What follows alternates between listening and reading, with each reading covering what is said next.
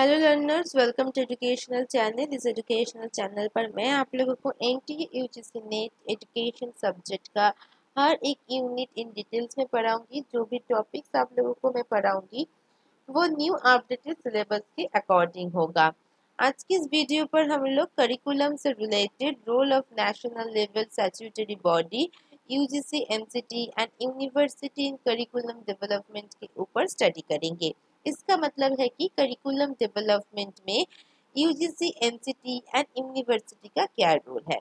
Lesson start करने से पहले लर्नर्स आप लोगों को मैं एक इन्फॉर्मेशन देना चाहूँगी कि ये जो यूजीसी एनसीटी यूनिवर्सिटी है, इसका रोल मैंने टीचर एजुकेशन पर भी पढ़ाया है और वहाँ पर मैंने इन डिटेल्स में एक्सप्लेनेशन दिया है, इन डिटेल्स में नोट्स प्रोवाइड किया है।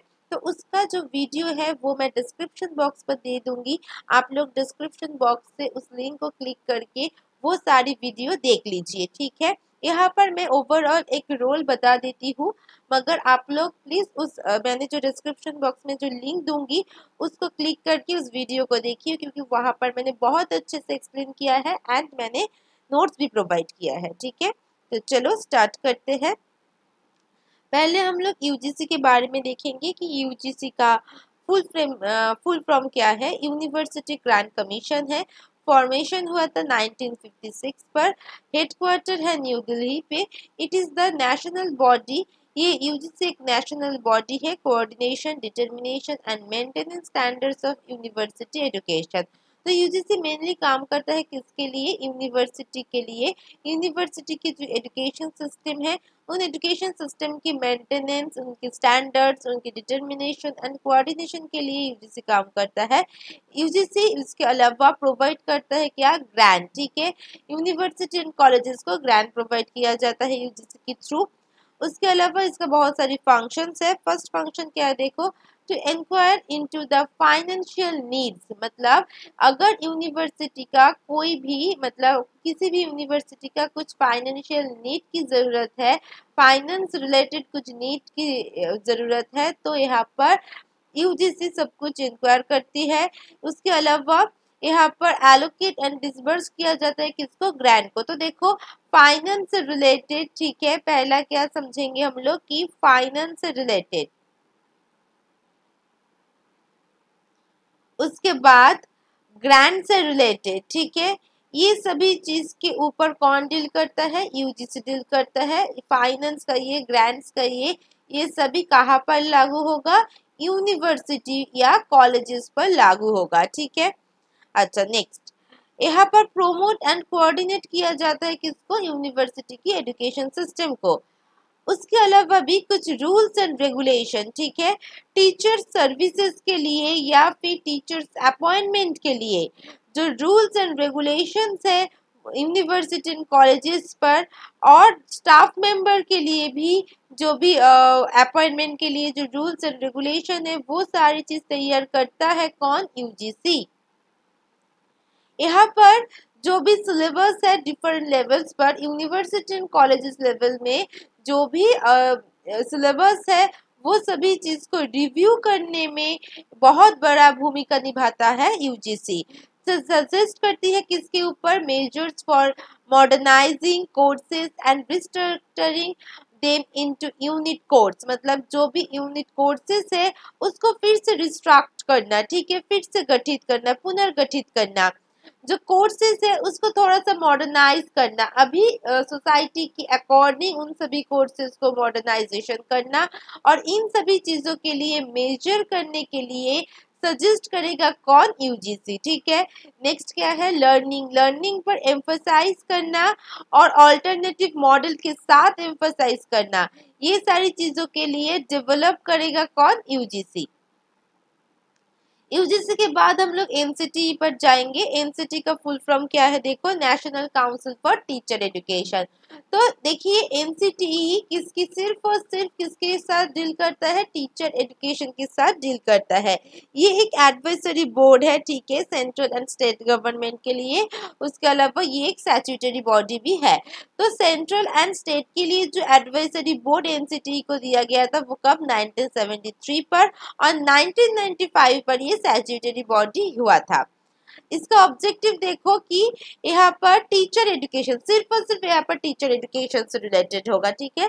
टीचर एजुकेशन को प्लान करना, कोऑर्डिनेट करना, उन सभी प्लान एंड कोऑर्डिनेट की अचीवमेंट करना, ठीक है, इन सभी चीजों के ऊपर फोकस करती है। रेगुलेशन, प्रॉपर मेंटेनेंस, किसका, नॉर्म्स का, किसके ऊपर नॉर्म्स, टीचर एजुकेशन के ऊपर नॉर्म्स। तो टीचर एजुकेशन की जो स्टैंडर्ड्स है, जो नॉर्म्स है, उन सभी नॉर्म्स एंड स्टैंडर्ड्स को प्रॉपर तरीके से मेंटेन करना एंड रेगुलेट करना, इन सभी चीजों के ऊपर भी फोकस करती है एनसीटीई। अब चलो फंक्शन देख लो। Undertake surveys and studies relating to various aspects of teacher education. तो यहाँ पर टीचर एजुकेशन से रिलेटेड हर एक एस्पेक्ट्स को, टीचर एजुकेशन का जितना दिक है सभी दिक को रिलेट किया जाएगा सर्वे के साथ, ठीक है। अब यहाँ पर रिकमेंड किया जाएगा सेंट्रल एंड स्टेट को। तो मैंने क्या कहा था पहले कि एनसीटीई सेंट्रल एंड स्टेट का एडवाइजरी बॉडी है, मतलब एडवाइस प्रोवाइड करती है। तो यही पर वही चीज है कि अगर कोई रिकमेंडेशन आया तो वो भी सब चीज एडवाइस करेगा सेंट्रल एंड स्टेट गवर्नमेंट को, यूनिवर्सिटीज को, और recognise the institution in the matter of preparation to suitable plans. मतलब कौन सी यूनिवर्सिटी कौन सी रूल्स एंड रेगुलेशन को नहीं मान रही है, ये सारी चीज भी सेंट्रल एंड स्टेट गवर्नमेंट को बताएगा। उसके अलावा कौन सी प्लान्स, प्रोग्राम्स, नॉर्म्स होना चाहिए, इन सारी चीजों के लिए भी प्रिपेयर करेगा एनसीटी, ठीक है। नेक्स्ट क्या है, प्रोमोट एंड कॉन्डक्ट, मतलब रिसर्च, ठीक है। टीचर एजुकेशन के ऊपर जो भी रिसर्च है, जो भी इनोवेशन है, ये सभी चीजों में प्रोमोट एंड कॉन्डक्ट करते हैं कौन, एनसीटी। नेक्स्ट पॉइंट देखिए, कोऑर्डिनेट करना, मॉनिटर करना टीचर एजुकेशन को, और हर एक कंट्री में ये डेवलप हो सके इसके ऊपर भी फोकस किया जाएगा। अच्छा, अब देखो एनसीटी में भी जो डीपीएससी होती है, डीएलएड होती है, बीएड होती है एंड एमएड होती है। तो यहाँ पर जो मतलब एजुकेशन के लिए जो कोर्सेज होती है वो एनसीटी कंडक्ट करती है। कौन सी कोर्सेज, डीपीएससी, जिसको हम प्री स्कूल एजुकेशन के लिए यहाँ पर डीपीएससी की कोर्स किया जाएगा। तभी अब डीपीएससी कोर्स के बाद प्री स्कूल एजुकेशन के लिए जो भी एग्जाम्स है, जो भी टीचर की अप्लाई है, ठीक है, वो सारी चीज कर सकोगे। तो प्री स्कूल के लिए डीपीएससी, डीएलएड किसके लिए है, एलिमेंटरी एजुकेशन के लिए होती है डीएलएड, जहां पर एलिमेंटरी एजुकेशन के ऊपर डिप्लोमा करना। उसके अलावा बीएड, एमएड में भी एनसीटी हर एक चीज देखती है, नॉर्म सेट करती है, एंड जो भी स्टैंडर्डाइजेशन है वो सारी चीज भी सेट करती है एनसीटी, ठीक है। अच्छा, करिकुलम, टीचर एजुकेशन से रिलेटेड करिकुलम को देखना। यहाँ पर इनोवेशन टेक्निक कौन सा यूज किया जाए उसके ऊपर रिकमेंड प्रोवाइड करना। एनसीटी और एक इम्पॉर्टेंट रोल प्ले करती है, वो क्या है कि टीचर एजुकेशन के लिए कौन सी इवैल्यूएशन किया जाएगा उसके ऊपर प्लान करना, ठीक है।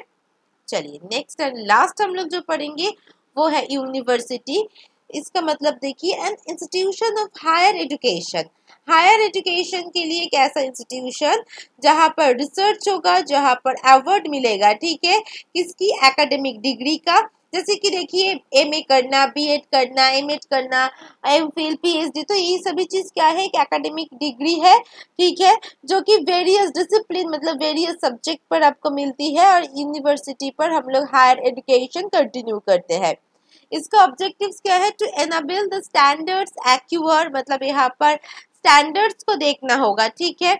तो देखो यहाँ पर क्या है कि यहाँ पर to enable the students acquire and develop the desired knowledge, ठीक है, स्टूडेंट्स डिजायर्ड नॉलेज को एक्यूअर कर सके, ठीक है, ठीक ठाक जो नॉलेज है, जो प्रॉपर नॉलेज होती है, ठीक है, ठीक तरीके से की नॉलेज को प्रोवाइड करना, और वो नॉलेज को वो एक्यूअर कर रही है, मतलब प्राप्त कर रही है या नहीं, उसको, उस नॉलेज को, मतलब डिजायर्ड नॉलेज को, जो कि प्रॉपर नॉलेज है, उसको वो डेवलप कर रही है नहीं, इन सारी चीजों के बारे में देखना। उसके अलावा स्किल्स एंड एटीट्यूड के ऊपर भी, स्टूडेंट की जो स्किल्स है उसके ऊपर भी फोकस किया जाता है। There are skills and attitude that are desired by the society. यहाँ पर जो भी स्किल्स एंड एटीट्यूड को वो प्राप्त करेगा स्टूडेंट, वो स्किल्स एंड एटीट्यूड किसके अकॉर्डिंग होना चाहिए, सोसाइटी की, क्योंकि कॉलेज लेवल तक जो बिहेवियर है वही बिहेवियर बहुत ज्यादा मॉडिफाइड हो जाती है यूनिवर्सिटी लेवल पर, ठीक है। क्योंकि यूनिवर्सिटी लेवल पर जब स्टूडेंट्स आती है तो उनकी एक माइंड बना लिया जाता है कि अब अभी एक सोसाइटी का रिस्पॉन्सिबल सिटीजन बनना जा रहे हो, तो अब उसकी अकॉर्डिंग मतलब सोसाइटी की अकॉर्डिंग आपकी स्किल्स एंड एटीट्यूड होना चाहिए। आप जिसके लिए यूनिवर्सिटी पर स्टडी कर रहे हो उसके रिलेटेड आपकी बिहेवियर होना चाहिए। तो यहाँ पर स्किल्स एटीट्यूड एंड बिहेवियर पर बहुत ज़्यादा चेंजेस आ जाती है। नेक्स्ट देखो, थ्री काइंड ऑफ फेनोमेनन, यहाँ पर करिकुलम पर थ्री काइंड ऑफ फेनोमेनन को देखा गया। पहला है सब्सटेंटिव फेनोमेनन, जहाँ पर क्या होती है देखो कि करिकुलम की जो भी गोल्स है वो सब्जेक्ट्स मैटर्स एंड मटेरियल से रिलेटेड होगा, जिसको हम सब्सटेंटिव फेनोमेनन कहते हैं। नेक्स्ट क्या है कि सोशल एंड पॉलिटिकल फेनोमेनन, ठीक है। सोशल एंड पॉलिटिकल फेनोमेनन का मतलब सोसाइटी से रिलेटेड, ठीक है, जहां पर जो भी करिकुलम कंटेंट होगा वो अफेक्ट करेगा ह्यूमन को, क्योंकि यहाँ पर सोसाइटी की अकॉर्डिंग आपकी करिकुलम होगा। पहला क्या था कि आपकी जो डिसिप्लिन है, आपकी जो सब्जेक्ट है, उसके मैटर एंड मटेरियल के अकॉर्डिंग आपकी करिकुलम की गोल को सेट किया जाएगा, ठीक है। मगर सोशल एंड पॉलिटिकल फिनोमिनन का मतलब क्या होती है कि यहाँ पर देखा जाता है कि सोसाइटी की परिस्थिति क्या है, पॉलिटिकल की परिस्थिति क्या है, उसका एनवायरनमेंट क्या है, उस हिसाब से करिकुलम को सेटअप किया जाएगा। और करिकुलम में ऐसा नॉलेज प्रोवाइड करना होगा जिसके थ्रू स्टूडेंट की जो बिहेवियर है वो मॉडिफाई होके डिजायर्ड बिहेवियर लेके आ सके, ठीक है।